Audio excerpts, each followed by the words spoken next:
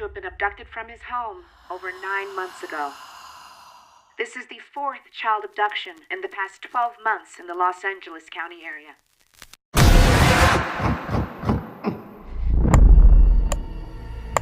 There's a demon. Preys on children.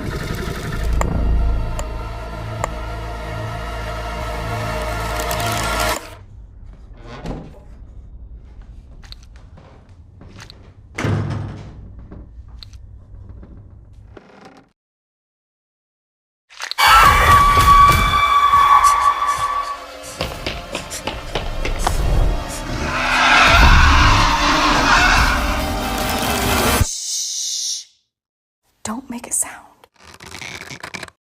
If I can hear you or see you,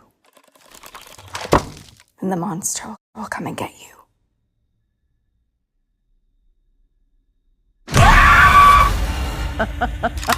You look nervous.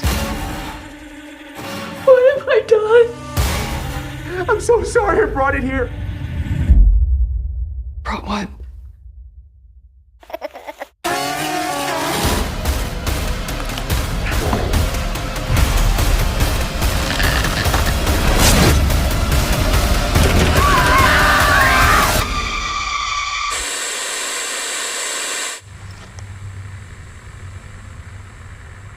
The child's in the house.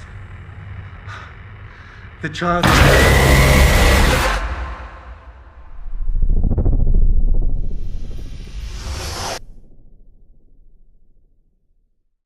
Boom, there you go. That was the trailer for Traumatika, arriving in theaters on September 12th. I'm KUYA P. This is Nerds Rule the World. Joining me to talk all things Traumatika, I have the writers as well as the director of Traumatika. I have Pierre, I'm about to brutalize both names. Pierre Tsigaridis, the director and writer, as well as Maxime Rancon. I tried to get it right earlier. I'm gonna shoot off air horns right now, guys, because I'm partying. I'm celebrating that I got you both.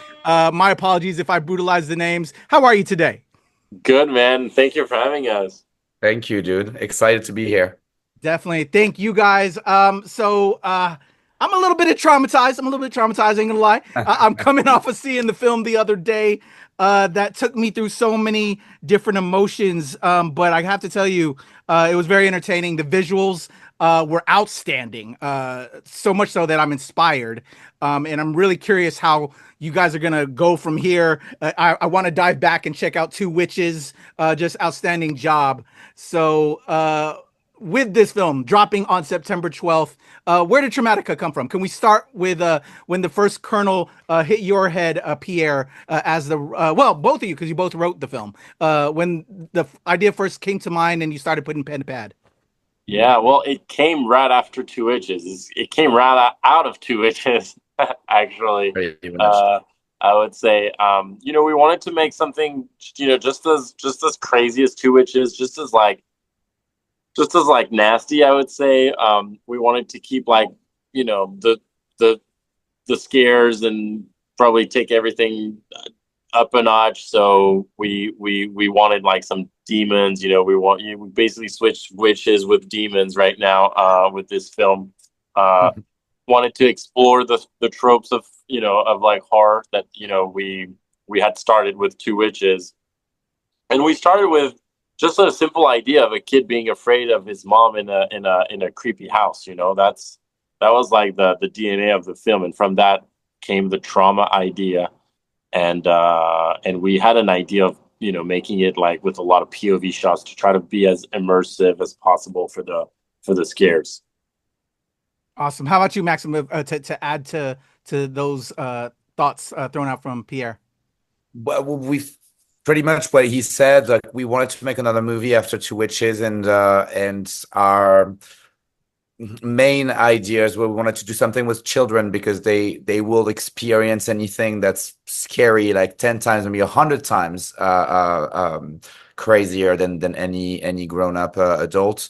At the same time, so there was this notion of wanting to be in the eyes of the children, and at the same time we were watching some true crime, not really true crime, but more like, you know, like these police body cams, you know, like videos that you have on YouTube and you can see like first person.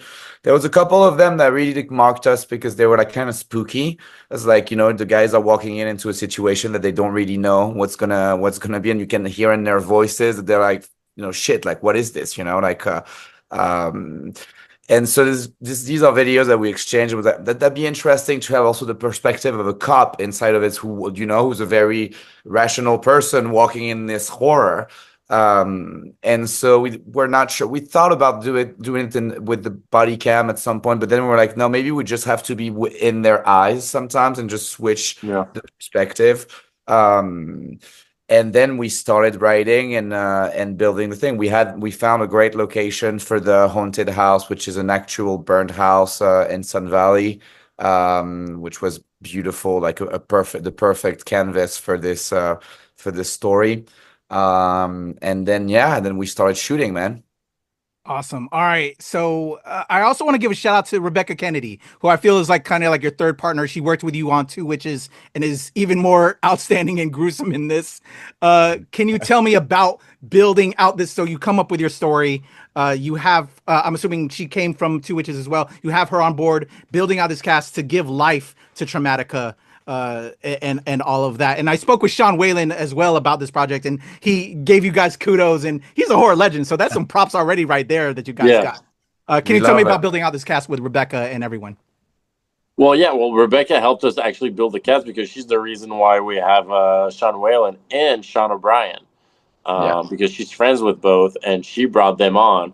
And the great thing about Rebekah is that she trusts us completely. You know what I mean? Like, so we have such a good relationship with her that she's just game. She's a trooper. She's gonna, you know, give like her 110%. And she said yes. She didn't even know anything about the project. She was already down. You know what I mean? And we told her it was gonna be really difficult, like very physical, very disturbing. But she didn't question anything, and she did her homework and she knocked it out of the park.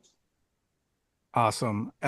Maxime, over to you on your side, building out your crew, figuring out what you wanted to do now with Traumatika post Two Witches to challenge yourselves in this film now. You know, as fellow filmmaker, I'm a filmmaker as well. You know, the next project, I want to do this. What were some elements that you wanted to carry through with this, and building out the crew as well to give them some respects? Well, I think obviously we wanted to work together again and build on what we had built with Two Witches, but we did want to make it a little more intense and scary, like really go into that real like horror. This is a horror movie where you're inside of this, you know, crazy location. It's gonna be spooky. And just like try to deliver actual scares with a story that was staying mysterious and characters that were believable. Something that we say always with Pierre is like we really care about the acting. So, you know, it's like, and thank God, like, you know, it's something that's been delivered over and over, hundreds of times over by our fantastic cast. But we'd rather have, you know, like, I don't know, like somebody that's not famous or that hasn't done anything but can act like the part and really commits to the role than someone who has maybe a little bit more credits and that we think it's not going to be right for the role, or where if the acting is not right or feels. And we like there's a fine line because we like campy as well. Like if you saw Two Witches, or, you know, we do like campy humor. We kind of injected it a little bit into that movie. There's some moments that are awkward, or what the fuck, but they're always able to bring it back to believable, dramatic acting, and we're so grateful for the crew for the cast to have been able to deliver this for us. So we're just in awe of their work, really. Love it. Well, shout out to your entire set family that you had involved with this, you know, your entire cast and crew. But it also reminded me as I said that, Sean Whalen, when I spoke with him, he was like, it was just these two guys, you, Pierre and Maxime. He learned a lot from that. And so shout out to you guys, man. It takes a village, but you also did outstanding work because it looks like you had a lot of budget and a lot of people with just a small crew, and you guys killed it. So can we talk about creating nightmares? Because this is nightmare fuel, y'all. And just some of the scenes as you were building out this script, you got to shooting. Were there any particular scenes that we can talk about without spoiling or talk around it that you are really looking forward to shooting? Because you guys know how to do jump scares. Just your visuals, again, like I said, inspired me as a fellow filmmaker. Can you talk about building out some of these shots? Yeah, well, tell us what scene do you have in mind for jump scares, for example? Oh man. Well, off the top, as we're into the home, we're just seeing how just you use light and dark, and then all of a sudden the way you pop in certain people to scare you, right? Yeah. I can throw that off the top. And then when he's in the house, again, I'm trying to be careful to spoil, but just how you play with the camera and play with certain things before you give us that moment, if you will. Yeah, well, it's like a setup. Everything is a setup. So you want to set up as many potential, areas that are threats. You want to set up as many threats as possible, and then you have to pick one good spot. So I don't know. It's a lot of it is going back, like I said, to films that use first person, elements, but also video games, playing video games. I saw some Resident Evilness in there. There's some Resident Evil for sure. There's some Silent Hill. There's some like, I don't know. There's even some like Amnesia. I don't know if you know Amnesia. Oh yeah, like Slenderman or the Lost Pages. I think the one that was really good. But yeah, it's like you Max and I I would have the camera. Max is actually the demon. I don't know if you know that. No. Okay. Yeah. Yeah. So it's a lot of it is, some cat and mouse type of game, where I have the camera and a lot of it is rehearsed, but then some scares are actually not rehearsed. They're more like organic. I'll be like, okay, I'll have the light and the camera, and I just, and you go hide, and I have to explore. You know what I mean? Dope. Yeah. So some stuff would be choreographed, and some stuff would not be, and it would just, happen. This one that we have with the demon, I ended up like actually scaring him for real because he thought I was coming the other way and I was coming the other way, and then we just faced me, and I just worked for the film, and it made the edit. So yeah. Oh, I love that, because you can pre-pro so much, but this seems like a really unique surprise to give that into the take. Oh, wonderful. So we would have that, or we would have some stuff that was more like predetermined. I think you can just spoiler alert, the crawling on the ceiling, is more predetermined. But that again, it's kind of like, it's scary, but it sets up for the other shot. You know what I mean? And I think what I'm proud of in this scene, for example, is that not over relying on like stingers on like the score to be like down, where we see the silhouette of the crazy father in the doorway. There's no stinger there, but it's scary. You know what I mean? It's scary because of everything that was set up before, because we know that this guy is going nuts. We know that this guy is, fucking crazy. And now you see that in the doorway, and it's just silence, and then we cut to Rebekah's point of view. And then it's like really like closely framed where we don't see anything else. And then we just show the sound, but we just tell where the threat is approaching with sound. So I mean, we're not inventing anything. We're just trying to be as effective as possible when it comes to these jump scares. Yeah, I don't know if you have any other in mind. Well, I love that because to me it's a throwback to how. That's how I felt about this film. This was like a throwback to like a 70s, 80s horror film in a way, because I think nowadays, like you were saying with like music, we can feel the tension. We know the beats to a horror and we can expect it. We're reminded again about the surprise, and that's what is a jump scare, right? Now you're making that shift, a tonal shift, and that's why I found it a little bit refreshing. It might, but it's refreshing in that it's a throwback to how we used to do things. Oh, thank Especially you, also man. in their marketing campaign. I got to give you props on the marketing campaign. You guys are killing it right now. Oh, thank you. Thank you so much. Definitely. Maxime, if you want to add to that, because I also want to throw in, when you have a low budget, the use of practical effects to kind of cover that. You guys know how to sell it without, having maybe an insane budget.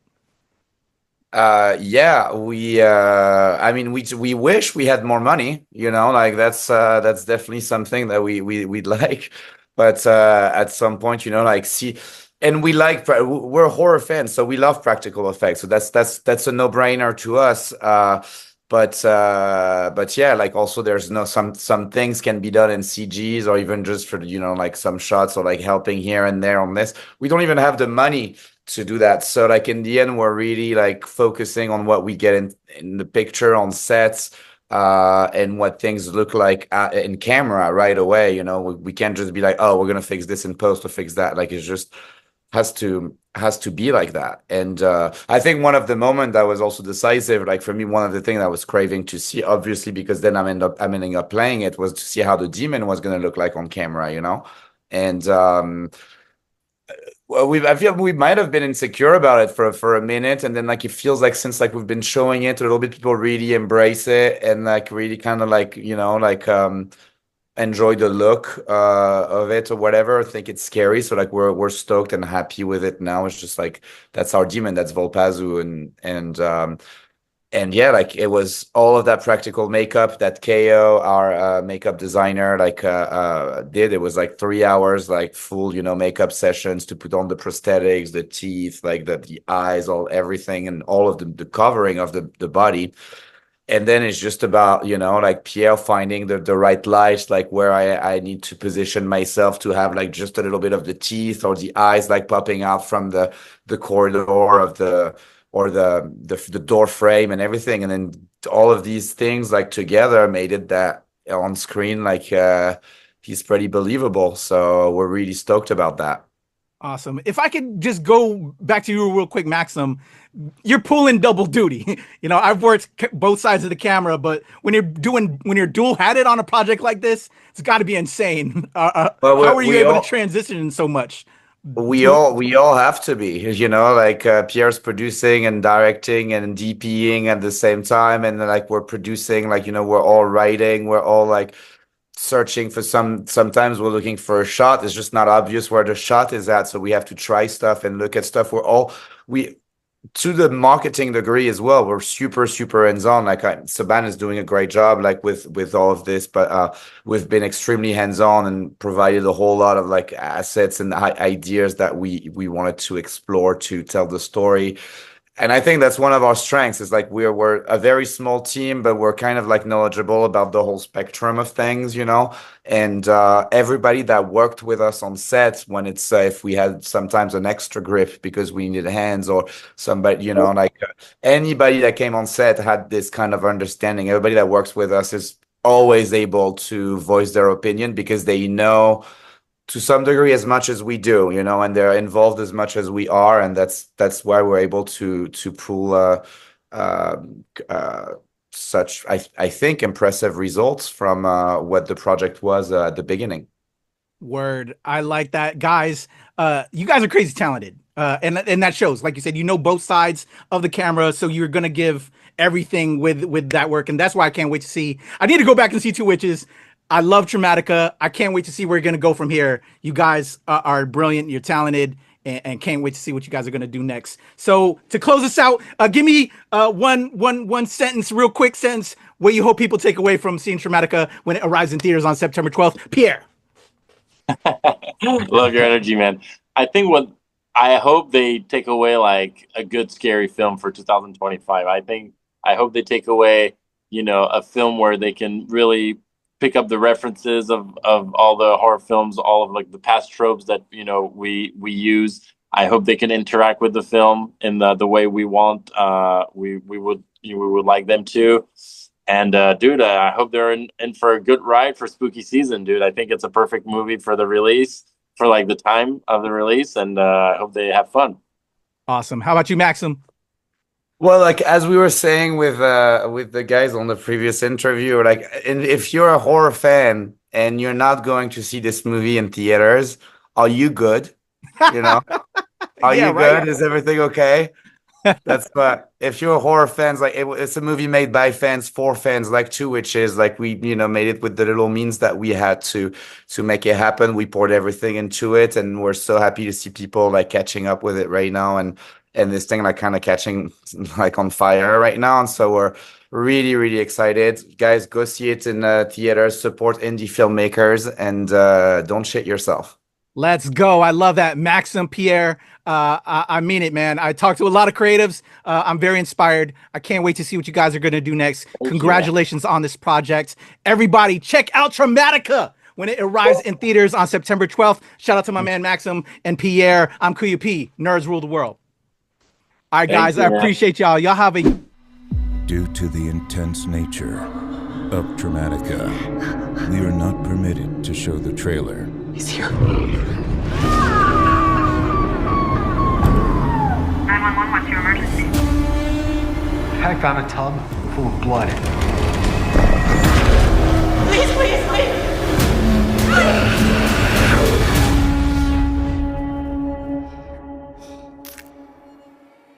Run, little boy.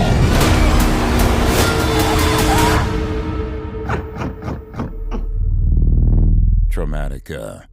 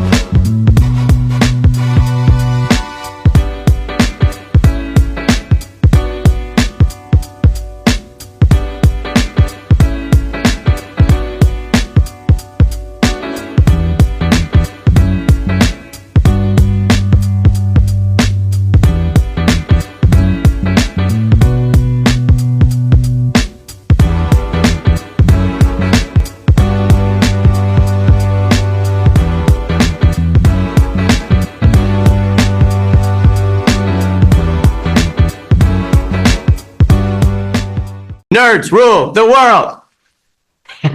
Pleasure chatting with you. Love to all my nerds who rule the world. Nerds rule the world. Yes, we do. Thanks. Nerds rule the world. Thank you. I love the nerds ruling the world, so more power to you. Patrick, what up, man? And yes, they do. Nerds rule the world, kid. Yes, sir. Thank you. Awesome. KUYA P, nerds rule the world. Hello. Yes, they do. Yes. Oh, Nerds rule the world. I got. It's in the title of your show, like Nerds Rule the World. Like, I want more Black weirdos on screen, and I don't feel like we ever get to see that very much. Thank you so much. Nerds do rule the world. Yes. Thank you. Thank you, Nerds Rule. Love it. Hello, Sarah. Hello, Julian. Yes, Rock on. I love it. Thank you so much. It's good to see you. I love Nerds Rule the World. But yeah, there's a heavy nerd component, man. Yeah. And at the end of the day, if you ask me, nerds rule the world. So absolutely. And you're right. Nerds do rule the world. We're just the best. Yes. Nerds do rule the world. I agree. We do. I agree. We're awesome, aren't we? Thank you, ladies. So much. Thank you. Yes. Thank you, guys. Bye. And nerds really do rule the world. Thank you, sir. It's your boy KUYA P. Nerds rule the world. Thank you so much, guys. I appreciate you. Do. They rule the world, all right. Yes. Take care, Tony. Thank you, guys. On my end as well, and you have 15 minutes for your interview. Wonderful. Thank you, guys. Hello, Pierre. Hello, Maxime. It's a pleasure to chat with you both. Hi, Patrick. Wonderful. Hey, dude. How you doing? Awesome. Before I begin, is it Tsigaridis to pronounce your last name? That sounds good. Awesome. Okay. And Maxime Rancon. Yeah, that sounds about right. Let's go. All right. I can brutalize names. I want to make sure I got it right. Well, gentlemen, thank you for your time. I'm ready to record. I'm going to do a 1, 2, 3. We're going to be coming off of the trailer in my edit, and we'll get right into it. Cool. Sounds great. All right, here we go. In a 1, 2, 3.